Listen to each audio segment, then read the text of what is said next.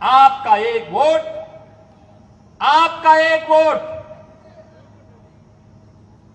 अगर गलत दिशा में जाता है, आतंकवाद का पुराना दौर वापस आ जाता है।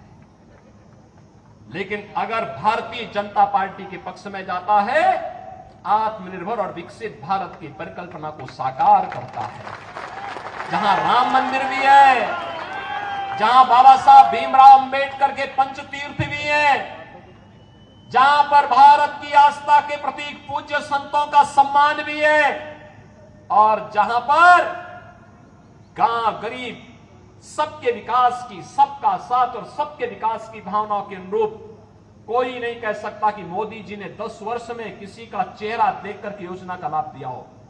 भारत का नागरिक हो, जरूरतमंद हो, उनको योजना का लाभ मिलना चाहिए। मोदी जी ने पहले दिन कहा सबका साथ सबका विकास। तो सबका साथ और सबके विकास में कहां से बात आती है, कहां से संविधान बदलने की बात आती है?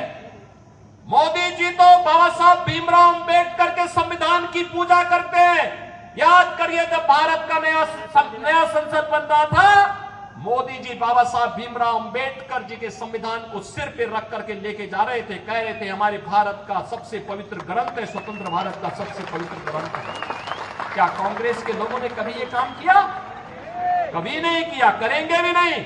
इन्होंने तो बाबा साहब भीमराव अंबेडकर का जितना अपमान कांग्रेस ने किया, किसी और ने किया ही नहीं होगा। और इसलिए बहनों और भाइयों, इनके बहकावे में आने की आवश्यकता नहीं। याद रखना, जिन लोगों ने राम मंदिर के मार्ग में रोड़े अटकाए हैं, जिन लोगों ने हिंदुओं को आतंकवादी कहा है, हमारा वोट अगर उनकी तरफ जाता है तो बहनों और भाइयों, आने वाली पीढ़ी कभी हमें माफ नहीं करेगी, कभी माफ नहीं करेगी।